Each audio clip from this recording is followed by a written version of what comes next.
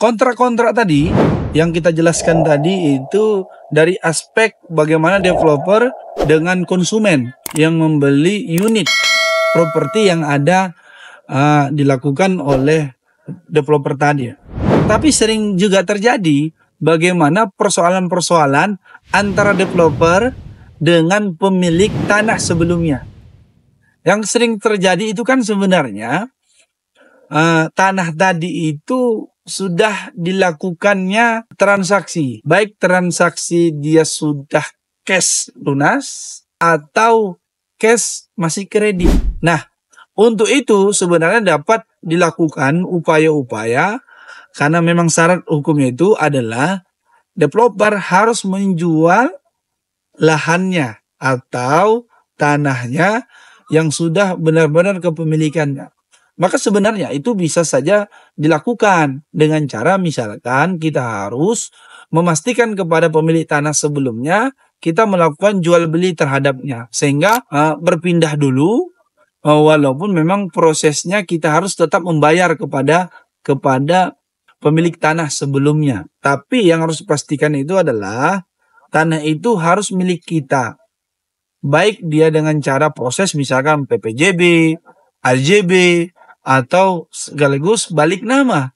Ya, sertifikat hak milik atas nama kita. Gunanya apa?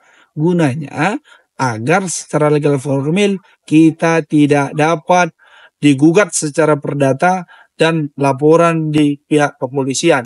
Jadi caranya kita harus membuat perjanjian-perjanjian yang detail sedetail mungkin bahwasanya misalkan developer membeli 1 hektar tanah yang memang zona peruntukan untuk perumahan dibeli kepada Bapak A misalkan dengan harga 3 miliar dibayar misalkan 10 kali bayar dengan tempo 2 tahun tapi dengan syarat-syarat A, B, C, D. Setelah itu dibuat perjanjian PPJB atau bahkan AJB. Setelah itu disertifikatkan hak milik atas nama developer, atas nama PT.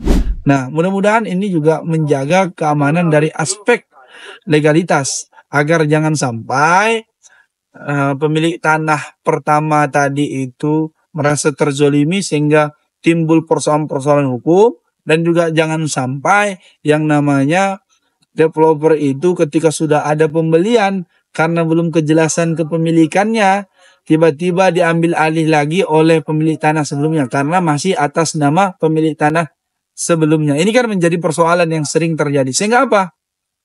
Sehingga pemilik tanah sebelumnya merasa dikecewakan, developer juga otomatis merasa rugi. Yang juga tidak kalah rugi adalah para konsumen yang sudah membeli lahan tadi. Oleh karena itu pentingnya lagi-lagi kita harus memastikan tanah yang tadi itu adalah milik developer dengan cara membeli kepada pemilik tanah sebelumnya baik dengan cara kredit maupun dengan cara cash keras atau secara kontan, secara lunas gitu. Setelah itu langsung dibuat AJB-nya. Lalu bagaimana ketika uangnya kurang kan begitu developer karena untuk pembangunan yang lain ya bisa saja disiasati dengan cara membeli lahan seluas yang kita sanggup dulu. Atau yang kedua kalau memang percaya pihak pemilik sebelumnya langsung dibalik namakan saja, di AJB-kan saja atas nama developer tapi dengan catatan ada kolateral atau dengan catatan ada jaminan terhadap pemilik tanah. Intinya harus pastikan tanah yang kita jual itu adalah milik kita, milik developer, milik perusahaan developer tadi. Mudah-mudahan ini bermanfaat bagi semuanya dan kita dapat membahas hal-hal kekinian, hal-hal yang sering kali terjadi. Agar apa? Agar kita ke depannya itu dapat meminimalisir persoalan-persoalan yang mestinya tidak terjadi karena kita sudah mempersiapkan di depan persoalan hukum dan dalam hal ini kaitannya bagi para pemain-pemain properti. Semoga barokah.